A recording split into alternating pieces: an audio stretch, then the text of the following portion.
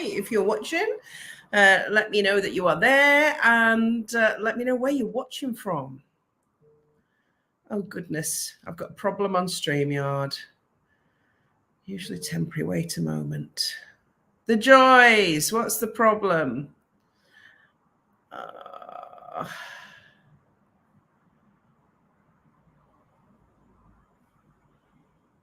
I can't go live on all of my platforms on StreamYard, so bear with me on my group.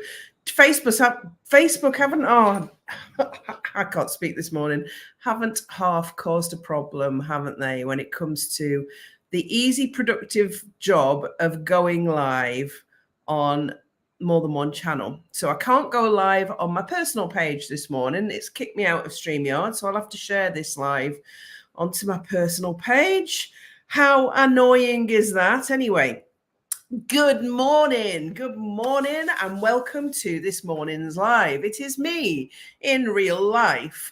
And today we're going to be talking about AI. And the day that AI can come and do a live for me will be the day that I will be overjoyed, because, everything in business is about productivity. And that's what I want to talk to you about today. Good morning, Caroline.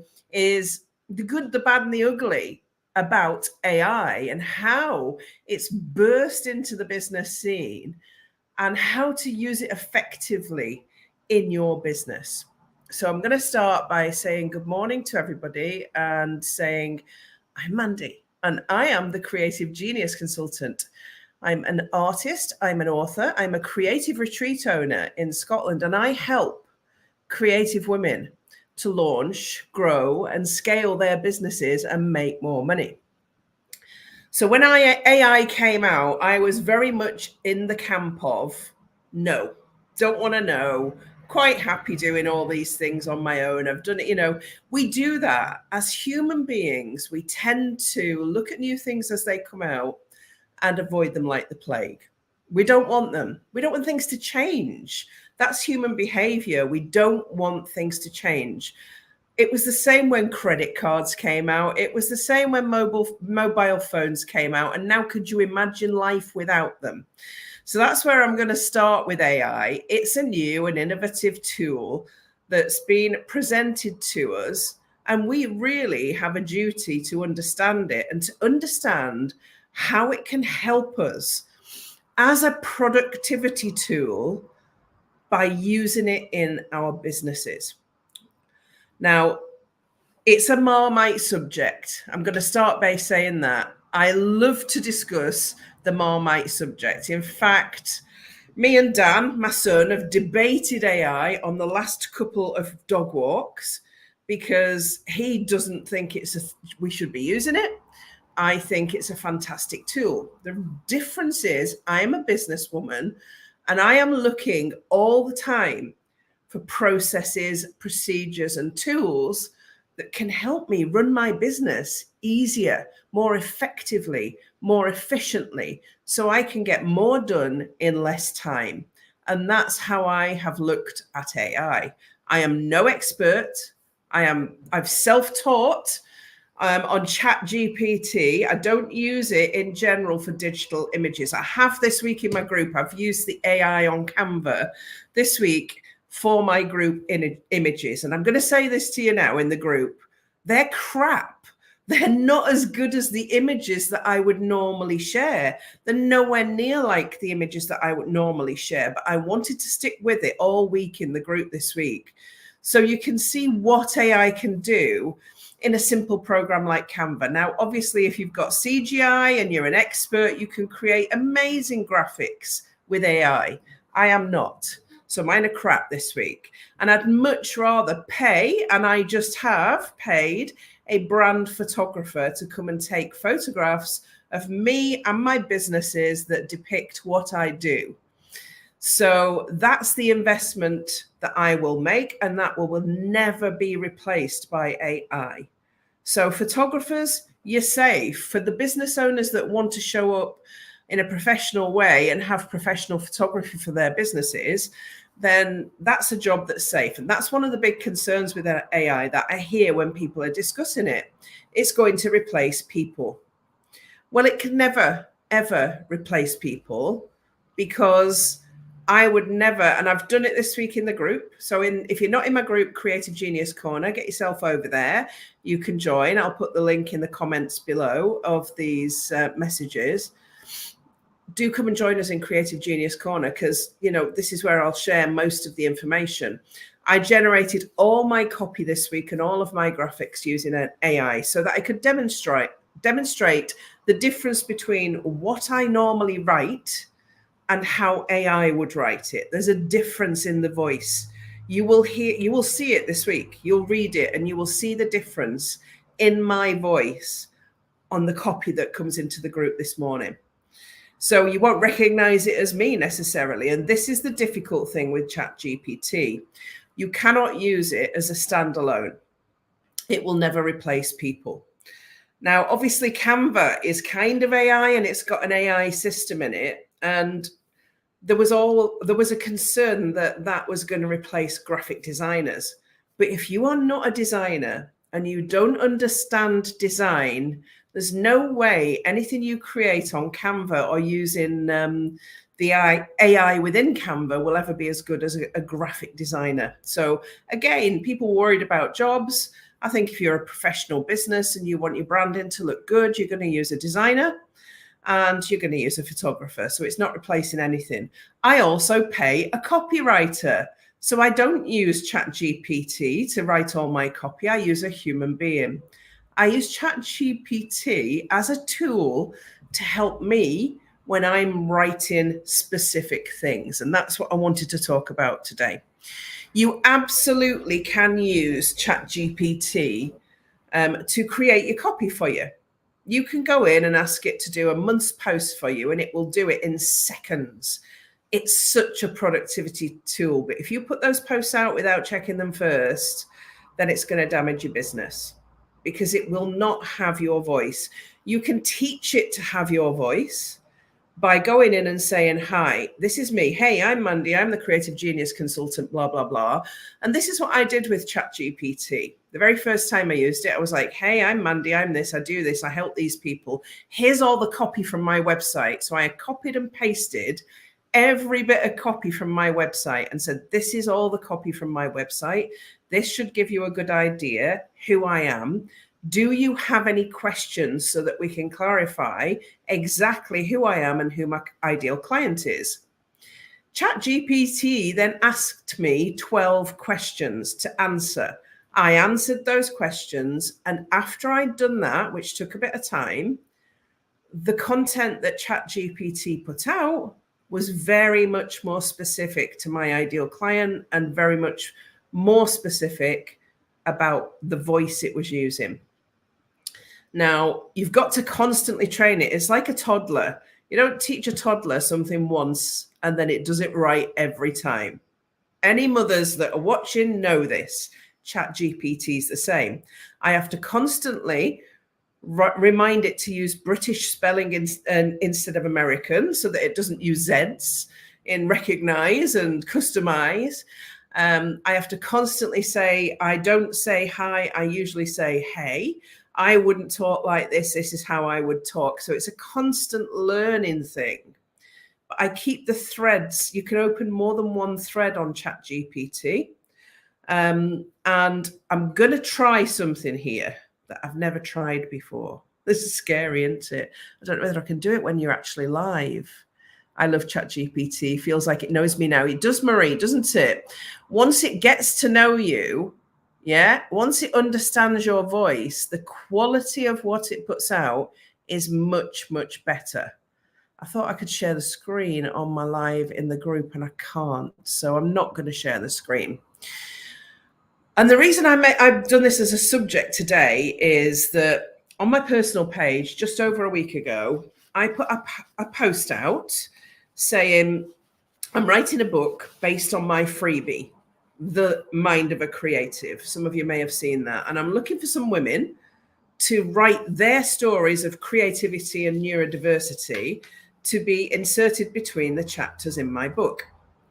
And I got a massive response to that. So we have changed the project, and there's going to be 38 women in that book. There's 38 places for stories in that book. And I needed to get my part of that finished. I'd written about 13,000 words for the book. And I thought, you know what? I'm going to go in to ChatGPT and I'm going to input what I've got, tell it what the book's about, explain who my ideal client is again, tell them what the purpose of the book is.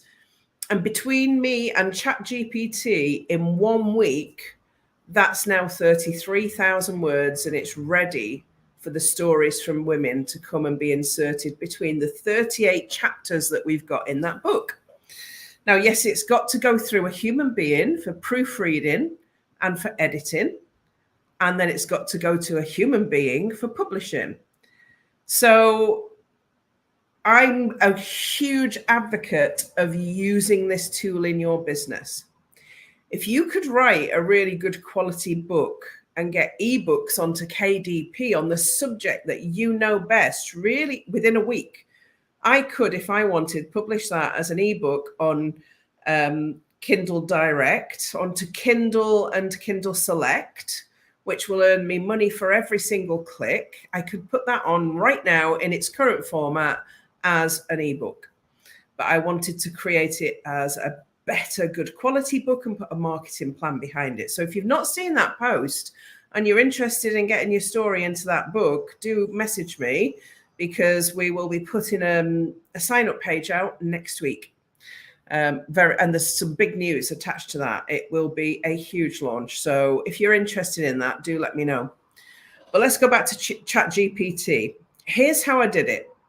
I put in my 13,000 words and said to it, look, on my original freebie, I put the freebie in as well. There are 35 observations I've made about how the mind of creatives and neurodivergence behave. And I want to expand on this freebie and make it into a book. I've written 13,000 words. Here they are. Can we expand on each chapter and create a book that not only contains an expanded explanation of each point, but my personal anecdotes, which I will put in, I've already written those, and some observations, some action points, and some things that people can do. So it becomes a book that's a tool as well as a book that's a good read. And each chapter will be followed by a real life story. And this book will be destined to go out there and change lives. That was the input I put into ChatGPT. And the output was really, really good. So each chapter went from about 1,000 words to, 500 words to about 1,000 words. So we've got 38 chapters, an introduction, a conclusion at the end, and that's 33,000 words in total. So it's helped me to get that project done and do it in a much better, succinct, easier way than me sitting at a laptop or sitting with Dragon software, dictating and creating all of the words myself, and then having to pay a fortune for editing. Because what I've got now is a book that I can now read through and edit myself, then hand it on to the proofreader, then hand it on to the editor, and then we're ready for publishing. So the process squeezes down the whole process of publishing, if you like. If you can create a good quality piece of work by using AI as a tool and not allowing it to have full control. So what we did when I was writing it with ChatGPT, I was right, let's do one chapter at a time. So can you please expand on chapter 1? Am I using the newest ChatGPT app? Yes, I am. So I'm on the paid version now. I was on the free version. I'm now on the paid version. And on the paid version, you can add links. So I can put my website link and it can read my website. Whereas on the old version, I had to copy and paste all of the copy from that website into ChatGPT. So it is a bit of a game changer, the paid version. But you can start with the free version and you can still do this. You've just got to copy all the text in. So we took it a chapter at a time. I said, right, okay, let's look at chapter 1. Let's expand chapter 1. Did chapter 1. I read through chapter 1, edited, found out things that I didn't like that it was doing. And I was like, right, okay, can you just rewrite that with UK spelling? And can you tweak this, and this? And can you emphasize this point more? It then rewrote it. Happy with chapter 1? Great. Let's move to chapter 2. And that's how we did it. Me and ChatGPT were having a conversation about the book, and it was writing it. It was like having a ghostwriter, but a ghostwriter that's free, basically. Even the paid version is $20 a month. So it's not that bad as a business expense. So it doesn't have to be a huge cost to your business. But imagine, what I want you to imagine is the time that you can save. If you get into using ChatGPT, it will give you ideas. If I'm stuck, I'll go, can you give me ideas for my Sunday social post, please? And it will give me like 15 ideas that I could use in my Sunday social post. And I can go, oh, right, I like that one. And I can write the copy on that. One of my clients, Caroline, if you're still there, has used it to come up with names for paintings. So artists can use it to come up with names for paintings if they're struggling. Put the description of the painting in, and it's coming up with a name for you. You can use it for pretty much, you can get it to write a blog for you. If you want to write a blog on a certain subject, you give it the order, you tell it what you want, like you would with a copywriter, and it will produce a blog. So please write me a blog of 2,000 words on this subject. Here's some information on this subject. This is how I want it written. Please write it in a relaxed style. Please write it in color descriptions too. Yes, Joe. Please write it in a formal style. Please write it in a therapist style. Please write it in this style. The more you tell it, the better the information is that comes out the other end. So your time involved in writing a blog is given an instruction to AI and then proofreading and editing, rather than having to sit and write the blog, research all the different subjects that you need for your blog, write it, then edit it, then tweak it, and it's written in your style, yes, but you may have missed things. ChatGPT won't miss things. It's going to search the whole internet for information on the topic that you are writing about.